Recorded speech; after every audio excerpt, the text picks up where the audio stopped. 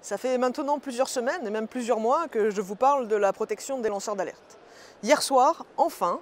nous avons trouvé un accord entre les États membres et le Parlement européen sur ce que doit être une protection européenne des lanceurs d'alerte. Si vous avez suivi les débats, vous savez que les discussions ont été très dures sur la possibilité pour les lanceurs d'alerte de s'exprimer directement auprès d'une autorité compétente, là où certains États voulaient les obliger à d'abord signaler à leur organisation, à leur hiérarchie, à leur entreprise, certains agissements qu'ils souhaitaient voir dénoncés.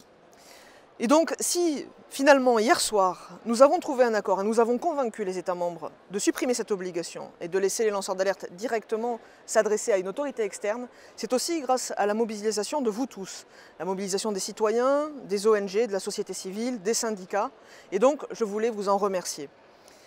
Grâce à cet accord, grâce à cette mobilisation, nous avons maintenant une protection des lanceurs d'alerte qui est sur la table et qui constitue un socle fondamental pour le bon fonctionnement de la démocratie européenne. Un socle fondamental qui garantit que ceux qui prennent des risques pour défendre l'intérêt général, ceux qui prennent des risques pour informer le public seront effectivement demain protégés.